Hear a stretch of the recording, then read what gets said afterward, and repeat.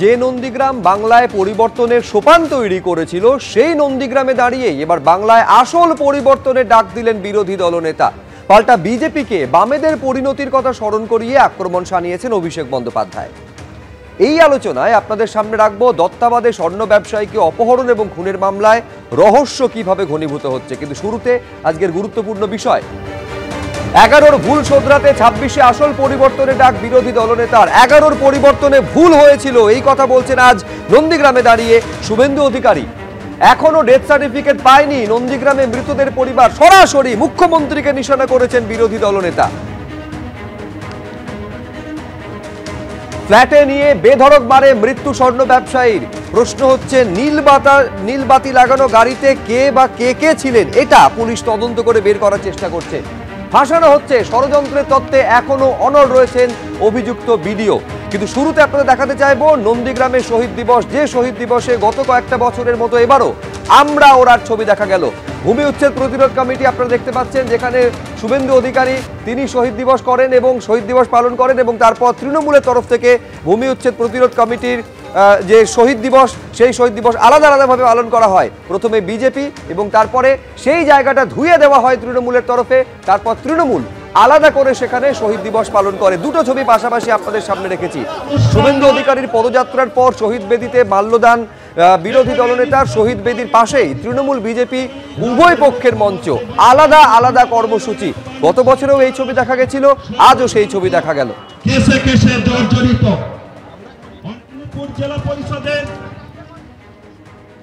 আর এই শহীদ দিবসের অনুষ্ঠান অর্থাৎ শহীদ তর্পণ সেরে বিস্ফোরক অভিযোগ করেছেন বিরোধী দলনেতা। তিনি বলছেন 117 জনকে 9টি খুনের কেসে ফাঁসিয়ে দিয়েছেন, ট্রায়াল শুরু হয়ে গেছে। কোথায় যাবে এরা? আপনার সঙ্গে যারা ছিল তাদের ডেথ সার্টিফিকেট দেননি, পথে বসিয়ে দিয়েছেন তাদের। সরাসরি মুখ্যমন্ত্রীকে নিশানা করে কি বললেন বিরোধী দলনেতা, দেখুন। কিন্তু আমি করেছি, আমি সব এগুলো আমি কোনোদিন বলি না ভাই। আমি বলি নন্দীগ্রাম লড়েছে, আমরা সঙ্গ দিয়েছি দিন রাত করে। আর মমতা ব্যানার্জিদের নামে কেস হয়নি, আমার নামে 42টা কেস ছিল, লক্ষণ সেটের নামে 73টা কেস ছিল। বুদ্ধবাবু তখন বলেছিলেন যে মোবাইল ফোন ট্র্যাক করো, যে লক্ষণ সেটও যদি ঘটনার দিন প্লেসে না থাকে তার নামও বাদ যাবে, আর শুভেন্দু অধিকারীও যদি যখন ঘটনা ঘটে সেই সময় ওই স্পটে যদি না থাকে প্লেস অফ অকারেন্সে তার নামও বাদ যাবে। এবং সেটা কোর্টই ধরেছিল যে যারা প্লেসে ছিল না তাদের নাম বাদ যাবে। কিন্তু আপনি তো সর্বনাশ করেছেন, 117 জন নেতাকে 9টা মার্ডার কেসে ফাঁসিয়ে দিয়েছেন। আপনি ত্রুটিযুক্ত প্রত্যাহার কেন করবেন? এই লোকগুলো কোথায় যাবে? ট্রায়াল শুরু হয়ে গেছে। তাতে আপনার লোকই বেশি আছে, আপনার সঙ্গে যারা আছে, আপনাকে যারা ভোট করেছে। আমার সঙ্গে 2-4 জন আছে, আমি তাদেরটা বুঝিয়ে দেবো। মন প্রাণ দিয়ে আমি আমার সুপ্রিম কোর্ট পর্যন্ত তাদের হয়ে লড়বো। কিন্তু আপনার সঙ্গে যারা আছে তাদেরকে তো আপনি পথে বসিয়েছেন, ডেথ সার্টিফিকেট দেননি। আপনি ক্ষমার অযোগ্য কাজ করেছেন, শহীদ পরিবারের লোকেদেরকে ডেথ সার্টিফিকেট দেননি। দেখুন কোন সময় দাঁড়িয়ে এটা বিরোধী দলনেতা বলছেন 2025 সাল। এই যে ঘটনা ঘটেছিল অপারেশন সূর্যোদয়, সেটা 2007 সাল, অর্থাৎ 18টা বছর পেরিয়ে গিয়েছে। বিরোধী দলনেতার অভিযোগকে যদি সত্যি বলে ধরে নিতে হয় রাহুল দা, তার মানে 18 বছর ধরে যে নন্দীগ্রাম তৃণমূল কংগ্রেসকে ক্ষমতায় আনার অন্যতম মূল কারিগর ছিল, সিঁড়ি ছিল, সেই নন্দীগ্রামের সঙ্গে বিরোধী দলনেতার বক্তব্য অনুযায়ী প্রতারণা করা হয়েছে। তার মানে নন্দীগ্রামের আন্দোলনটা কিন্তু শুভেন্দু অধিকারী বললো কি না বললো, আজকে নন্দীগ্রাম একটা দৃষ্টান্ত। নন্দীগ্রাম আন্দোলন কিন্তু প্রতিটি জায়গায় দাঁড়িয়ে, শুধু দলমত নির্বিশেষে নন্দীগ্রাম আন্দোলনটা কিন্তু সব জায়গায় একটা দৃষ্টান্ত শুরু হয়ে আছে। আর যে শুভেন্দু অধিকারীর কথা তুমি বলছো শুভ্রজিৎ, যে শুভেন্দু অধিকারী একটু আগে বললে 2007-এ একটা আন্দোলন হয়েছিল। 2007-এর পর মমতা ব্যানার্জির নেতৃত্বে আজকে এতদিনের বাম আন্দোলনকে স্থিমিত করে বাম সরকারকে ফেলে নতুন সূর্যোদয় হয়েছিল। নন্দীগ্রামকে আমরা সূর্যোদয়ের কথা বলি, নন্দীগ্রাম নামে সূর্যোদয়ের কথা মনে হয় আমাদের। শুভেন্দু অধিকারী 2007 থেকে 2020 অবধি এই দলেই ছিল। এই তৃণমূল কংগ্রেসের বিভিন্ন পদ অলঙ্কৃত করেছে, এই তৃণমূল কংগ্রেসের বিভিন্ন গাড়ি ঘুরে লাল বাতি নিয়ে ঘুরে বেরিয়েছে। এই মমতা বন্দ্যোপাধ্যায় বদলতায় শুভেন্দু অধিকারী দলের বিভিন্ন পদে উনি ছিলেন। সেই শুভেন্দু অধিকারী এই 13টা বছর ধরে এই কথা বলতে পারেন। সেই শুভেন্দু অধিকারী তো বলেছেন 2011-তে পরিবর্তন করা ভুল হয়েছিল, এইবার আসল পরিবর্তন। 2011 পর 2020 এত বছর ধরে তিনি বিভিন্ন পদ নিয়ে, তৃণমূল কংগ্রেসের সমস্ত সুযোগ সুবিধা নিয়ে, সরকারের সমস্ত দায়িত্ব থেকে এতগুলো পদ নিয়ে তিনি এত বড় বড় কথা বলেন। কোন লজ্জা? একটা বিরোধী দলের তার মিনিমাম একটা মানবিকতা আছে, একটা মিনিমাম মানবিকতা, মূল্যবোধ, মূল্যায়ন কিছু আছে, যা থাকবে সে এরকম কথা বলতে পারবে না। আর যে শুভেন্দু অধিকারীর কথা বলছো তার তো নিজের নামে সিবিআই এফআইআর আছে, তো কার কথা বলছো? কে দাঁড়িয়ে কথা বলছে? দুর্নীতিগ্রস্ত একটা লোক যার নাম সিবিআই এফআইআর আছে, যাকে বিজেপি নিজে এত বড় ছবি দেখে দেখিয়েছিল টাকা নিতে, সে এখন নেতৃত্ব দিয়ে বড় বড় কথা বলছে নন্দীগ্রাম নিয়ে। নন্দীগ্রামের ঠিক ঠিক, আমি উল্টো প্রশ্ন এটাও আসবে, যখন টাকাটা নিচ্ছেন একেবারে বিরোধী দলনেতা, যেটা বিজেপি একেবারে ভিডিও দেখিয়েছিল, তখন কোথায় ছিলেন? তখন বিরোধী দলনেতা বর্তমানে শুভেন্দু অধিকারী কোন দলে ছিলেন? এইটা হওয়ার পরে কি ব্যবস্থা তৃণমূল কংগ্রেসের তরফে তখন নেওয়া হয়েছে? ক্ষমতায় তখন তো তৃণমূল কংগ্রেস, ফলে পাল্টা প্রশ্ন উল্টো দিক থেকেও আসবে। কিন্তু আমি এইখানে দর্শকদের সামনে রাখতে চাইবো, যে অভিযোগ আজকে বিস্ফোরক অভিযোগ বিরোধী দলনেতা করছেন, তার পাল্টা তৃণমূলের রাজ্য সাধারণ সম্পাদক কুণাল ঘোষ তিনি আক্রমণ শানিয়েছেন। তিনি বলছেন যে নন্দীগ্রাম আন্দোলনকে জাতীয় এবং আন্তর্জাতিক স্তরে যে উচ্চতা সেখানে নিয়ে গিয়েছেন কে? তার নাম মমতা বন্দ্যোপাধ্যায়। দেশের সংসদে সেটা আলোচিত হয়েছে। কি বলেছেন কুণাল ঘোষ দেখুন। নন্দীগ্রামের মানুষের আন্দোলনকে জাতীয় এবং আন্তর্জাতিক স্তরের উচ্চতায় তো নিয়ে গেছিলেন মমতা বন্দ্যোপাধ্যায়। সেই কারণেই তো অন্য সব দলও নড়ে বসতে বাধ্য হয়েছে, সেই কারণেই তো দেশের সংসদে সেটা আলোচিত হয়েছে। যদি মমতা বন্দ্যোপাধ্যায় নেতৃত্ব দিয়ে সেই আন্দোলনকে সেই উচ্চতায় না নিয়ে যেতেন, তাহলে লোকসভা বা রাজ্যসভায় তার প্রভাব পড়তো না।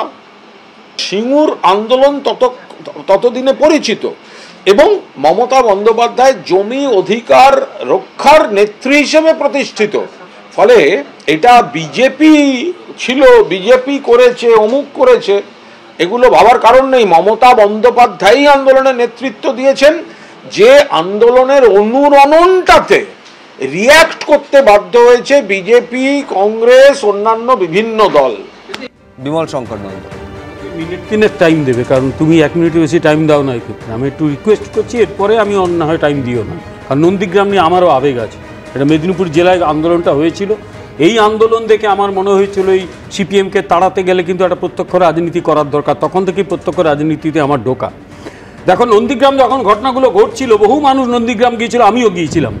এখন যিনি পশ্চিমবঙ্গের মুখ্যমন্ত্রী, তখন সিপিএমের দাপটে নন্দীগ্রামে ঢুকতে পারেননি। সেই সময়কায় এবিপি আনন্দ আমার ধারণা ছিল, এসে গেছে, তার ফুটেজগুলো দেখো, একদম গাড়িতে বসেছিলেন। প্রথম কে ঢুকেছিল জানো? তার নাম লালকৃষ্ণ আদবানি, বিধানসভা বিরোধী দলের নেতা। প্রায় 20টা গাড়ির কনভয় নিয়ে ঢুকে গেছিলেন। সিপিএমের হিম্মত হয়নি ওনাকে আটকানোর। তার পেছনে তৃণমূল কংগ্রেসরা গিয়েছিল, তারপর ওখানে নেতাগিরি শুরু করেছিল। এক। দ্বিতীয়, নন্দীগ্রাম মানুষদের লড়াইটা সামনে থেকে লড়াই করেছিলেন একজনের নাম শুভেন্দু অধিকারী, তখন বয়স অনেক কম, আরেকজনের নাম শিশির অধিকারী, এখন যথেষ্ট বয়স হয়েছে।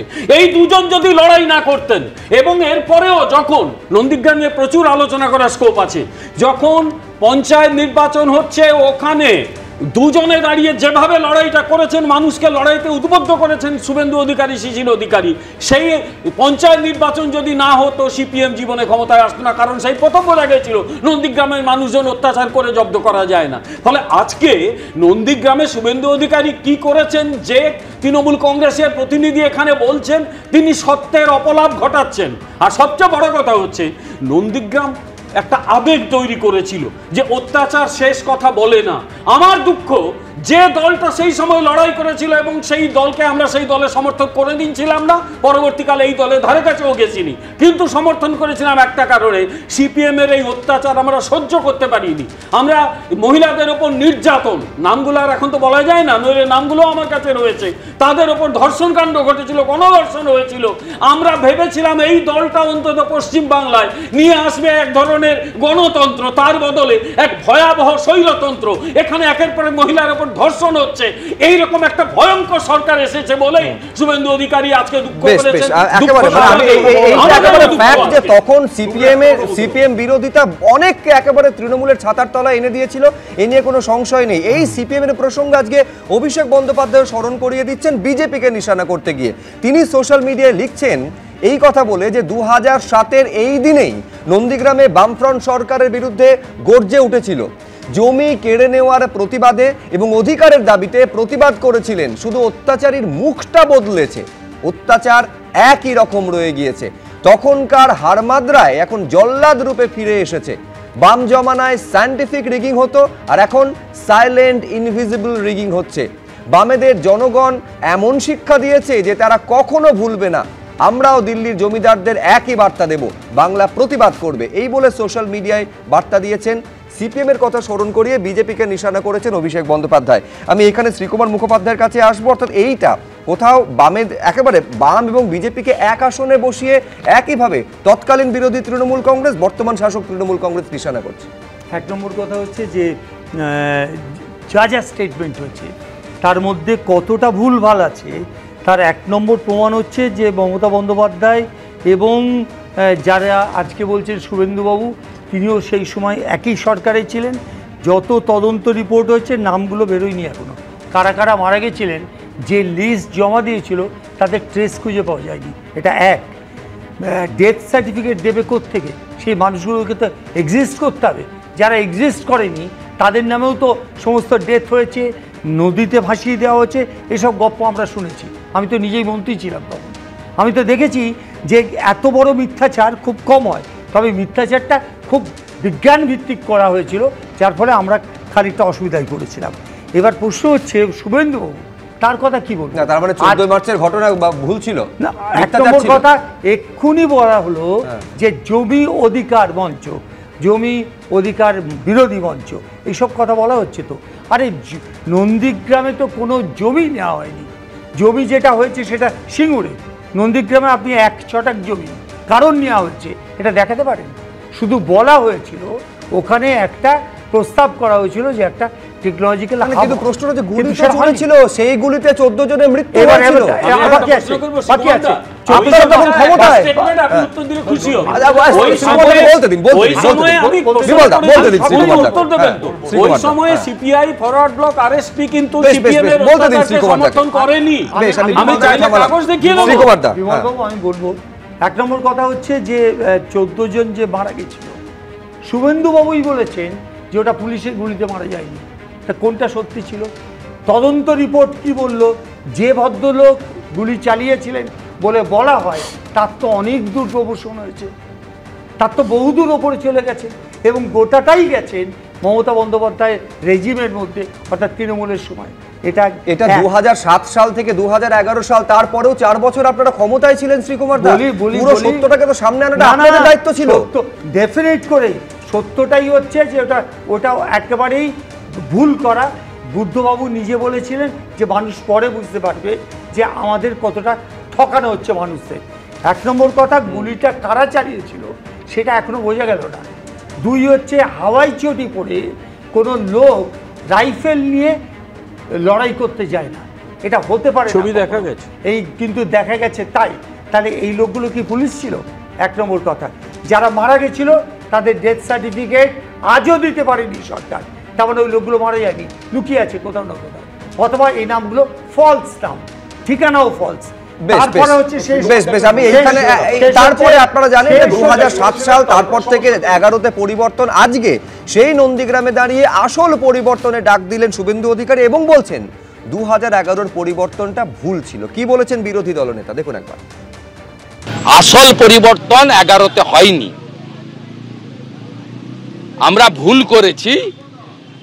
একজন পরিবারবাদী, দুর্নীতিগ্রস্ত, বেকারদের সর্বনাশকারী, হিন্দু নিধনকারী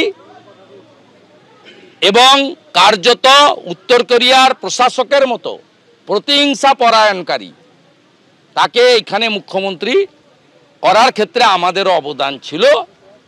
আমরা স্বীকার করি আমরা ভুল করেছি। জনগণকে নিয়ে আমরাই আসল পরিবর্তন আনব। বোতলের পরিবর্তন হয়েছে, মদের পরিবর্তন হয়নি। আমি রবীন্দ্রনাথ ভট্টাচার্যের কাছে আসবো। নন্দীগ্রামের প্রসঙ্গ সব থেকে বেশি আলোচিত হয় 2টো দিনে, একটা হচ্ছে 14 মার্চ এবং আরেকটা 10 নভেম্বর, যেদিন গুলি চালনা ঘটনা ঘটেছিল, আর একটা অপারেশন সূর্যোদয়ের দিন। এবং প্রত্যেকবার দেখবেন ধারাবাহিকভাবে এটা হয় রবীন্দ্রনাথবাবু, কৃতিত্ব নিয়ে টানাটানি চলে। দেখুন, রাজা আসে রাজা যায়, নীল জামা গায়ে লাল জামা গায়ে, মানুষের দিন বদলায় না। এইটা সিপিএম লেফট ফ্রন্ট আমলেও কোর ইস্যু ছিল, তৃণমূল তা নিয়ে ক্ষমতায় এলো। তৃণমূল এখন বলছে, আজকে বিজেপি এই ইস্যুকে নিয়ে আবার ক্ষমতায় আসতে চাইছে। অর্থাৎ সেইখানকার লোকগুলোর কি হলো কোনো কারোর কিন্তু মাথা ব্যথা নেই। তৃণমূল যে বিট্রে করেছে এটা আজকে শুভেন্দু অধিকারী যিনি ওইখানে সেদিন ছিলেন মমতা বন্দ্যোপাধ্যায়ের সংগ্রাম শরিক, তিনি আজকে চিৎকার করে বলছেন তাহলে এই লোকগুলোর কি হলো? যে লোকগুলো লড়াই করলো জমির অধিকারের জন্য, সেই জমির অধিকারের জন্য এই সরকার কি করলো? এখন আবার নতুন ভাওতা আসছে আমরা করব আসল পরিবর্তনের কথা বলছে। আসলে এই গোটা ইস্যুতে আপনারা দেখুন মমতা বন্দ্যোপাধ্যায়ের একটা কোনো এই ভূমির, এই যে ভূমিহীন কৃষক যারা লড়বার কথা বলেছে তাদের জন্য কি করেছেন? এই 11 বছর চলে গেছে তৃণমূল সরকার, তাদের জন্য কি করেছে? আরও বেশি সেন্ট্রালাইজড হয়েছে, ডিসেন্ট্রালাইজড পার্টিসিপেশন চলে গেছে, এবং যে লোকগুলো অন্যায় করেছে তাদেরকে মাথায় চড়িয়েছেন। তাহলে আলটিমেট শিক্ষা কি? যে কোনো আন্দোলনের জন্য যারা এই লোকগুলো যারা আন্দোলন করে ক্ষমতায় নিয়ে আসলো কিছু রাজাকে, তারা কিছুদিন বাদে দেখা গেল তাদেরকে সরিয়ে দিয়ে তাদের নিজস্ব কিছু লোককে তুষ্ট করবার চেষ্টা করছে, এবং নন্দীগ্রাম যে আধারে ছিল সেই আধারেই চলে গেছে। সেখানে না হলো কোনো শিল্প, না হলো জমির যে তাদের যে ফসলের যে খরচা, অর্থাৎ তাদের যে রিফর্ম সংস্কার, সেটা হলো না। তাদের জায়গায় নতুন কোনো জমি ভিত্তিক যে উৎপাদন বৃদ্ধি সেসব হলো না। শুধু এখন লড়াই চলছে আসল পরিবর্তন নিয়ে তরজা চলে, সেখান থেকে রাজনীতির লাভ ক্ষতির হিসেব নিকেশ হয়, কিন্তু বিচার যাদের পাওয়ার কথা তারা কি সময়ের পেরিয়ে যায়? বিচারটা কি তারা পান? কমিশন গঠন হয় দিনের পর দিন, তো তাই হচ্ছে। একটা কমিশনের রিপোর্ট বেরিয়েছে, যে কোনো কমিশন করুক। আজকে 11 সালে যে পরিবর্তন হয়েছিল সরকারের, তারপরে অনেকগুলো কমিশন হয়েছে, অন্তত 1 ডজনের বেশি কমিশন হয়েছে, কিন্তু প্রত্যেকটা কমিশনের ডেট পড়ে কিন্তু তার রিপোর্ট বেরোয় না। কেন? কিসের জন্য? রিপোর্ট বেরোক, যাদেরই বিরুদ্ধেই হোক না কেন, তারা খারাপ ঠিক হতে পারে। এখন খাদ্য, বস্ত্র, বাসস্থান, শিক্ষা, স্বাস্থ্য, কর্মসংস্থান, এটার কিসের সকাল থেকে রাত পর্যন্ত তারা ভাববে কেন? সাধারণ নাগরিকের কি অবস্থা সেটা তো সচেতনভাবে ভাবতে হবে। সরকার তো সবার, সরকার আমার, সরকার তোমার, যে পার্টি করুক না কেন। আজকে নন্দীগ্রাম কিংবা সিঙ্গুর দেখিয়ে, পরিবর্তনের যাত্রা দেখিয়ে প্রত্যেকে উঠে আসার চেষ্টা করছেন। আজকে সিঙ্গুরে গিয়ে দেখুন তো, সিঙ্গুরের জমি, সেখানে চাষ হয় না, সেখানে কারখানা হলো না, সেই জায়গাতে আবার পাশে অন্য একটা বিরাট জমি নেওয়া হচ্ছে, আপনারা লক্ষ্য করবেন, সেটা টাটার থেকেও বেশি, কেউ জানেন না, কিন্তু আস্তে আস্তে আস্তে আস্তে নিয়ে আসা হচ্ছে। কই এখন তো আন্দোলন নেই, কিসের জন্য আন্দোলন নেই? সেখানেও তো জমি চাষ হতো, আজকে নন্দীগ্রামেও তাই, আজকে হলদিয়াতে তাই। কোন জায়গায় কোন কারখানা হচ্ছে? আজকে বেকার ছেলেমেয়েরা 18 থেকে 28 কিন্তু গ্র্যাজুয়েট হচ্ছেন, মাস্টার ডিগ্রি করছেন। What next? কোন জায়গায় কি করবেন তারা? সকাল থেকে রাত পর্যন্ত কি শুধুমাত্র পঞ্চায়েত প্রধান আর কাউন্সিলরের পিছনে ঘুরে ঘুরে তারা টাকা ইনকাম করবে? নন্দীগ্রামকে নিয়ে সেই তরজা আবারও সপ্তমে উঠেছে, যেটা শাসক এবং বিরোধীদের মধ্যে ধারাবাহিকভাবে দেখা যায়। দেখুন, বাম বিজেপিকে এক আসনে বসিয়ে অভিষেক বন্দ্যোপাধ্যায় শুধু আজকে নিশানা করেছেন এমনটা নয়। আমি বিমলদাকে স্মরণ করিয়ে দেবো যে গত বছর মুখ্যমন্ত্রী মমতা বন্দ্যোপাধ্যায় নাম না করে শুভেন্দু অধিকারী এবং শিশির অধিকারীকে নিশানা করেছিলেন বাপ বেটা বলে, এবং এটা বলেছিলেন ওই বাপ বেটা সিপিএম এর সঙ্গে আন্ডারস্ট্যান্ডিং করে নন্দীগ্রামে গণহত্যা ঘটিয়েছিল। ফলে ওই ঘটনার দায় শুধু সিপিএম এর নয়, সমানভাবে একেবারে শুভেন্দু অধিকারী পরিবারেরও, এইটা কিন্তু ইঙ্গিত করেছিলেন। না শুভ্র, ক্ষমতা মানুষকে না সত্যি বদলে দেয়, কিভাবে বদলে দেয় সেটা এসব দেখলে বোঝা যায়। আবার আমি বলছি, আমার নিজের চোখে দেখা অভিজ্ঞতা, সেখানে শুভেন্দু অধিকারী, শিশির অধিকারী যদি না থাকতো, পশ্চিমবঙ্গে এই তৃণমূল কংগ্রেস নামক দলটি ক্ষমতায় আসতো না। এক। দ্বিতীয় কথা বলি, এটা ঠিকই রবীন্দ্রনাথ ভট্টাচার্য বললেন যে ওখানে মানুষ কি করছে, ওখানকার মানুষের ঐতিহ্য মনে রাখতে হবে। ওখানে ভূপাল পান্ডার নেতৃত্বে তেভাগা আন্দোলন হয়েছিল, ওখানে ইংরেজরা ঢুকতে 5 বার ভয় পেত যে ওখানে ঢুকলে জ্যান্ত ফিরবো কিনা, ফলে নন্দীগ্রামে হাত দিতে গিয়ে সিপিএম হাত পুড়িয়েছিল। আবার আমি বলেছি, শুভেন্দু অধিকারী যেটা বলেছেন পরিবর্তনের কথা, উনি পরিবর্তনটাকে ভুল বলেননি। উনি বলেছেন এই পরিবর্তনের পর যাকে মুখ্যমন্ত্রী করা হয়েছে, যাদের এই ক্ষমতায় তুলে দেওয়া হয়েছে, দ্যাট ওয়াজ এ মিস্টেক। পরিবর্তনটা ঠিক ছিল, কিন্তু এদের ক্ষমতায় আসাটা শতাব্দীর বৃহত্তম যন্ত্রণা আমাদের পক্ষে। বিমলদা অধ্যাপক মানুষ, পণ্ডিত মানুষ, আমি আশা করি বিমলদার প্রতি আমার শ্রদ্ধা ছিল, কিন্তু এমন অদ্ভুত কথা বলে বিমলদা, বলে মানুষ সাথে বেঈমান হয় কি করে? শুভেন্দু অধিকারী নিজে কি? শুভেন্দু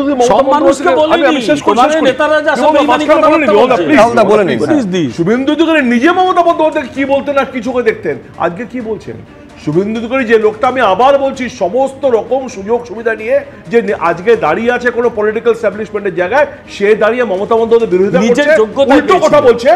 তার থেকে বড় বেইমানা কেউ হতে পারে না। প্রথম আমাদের কথা। শুভেন্দু দ্বিতীয় অধিকারী কথা, একেবারে এই নিয়ে দ্বিতীয় চাপানুতোর কথা, তুঙ্গে আমি আলোচনার পরবর্তী পর্যায়ে যাব। একটা ছোট্ট বিরতি নেব। আমি বিরতির পর আলোচনার পরবর্তী পর্যায়ে আর একটা অত্যন্ত গুরুত্বপূর্ণ বিষয় আপনাদের সামনে রাখবো, সেটা হচ্ছে দত্তাবাদে যে হত্যাকাণ্ডের ঘটনা ঘটেছে এখনো সেটা সত্যিটা কি সামনে আসেনি, রহস্য ঘনীভূত হচ্ছে। ফিরছে দ্রুত।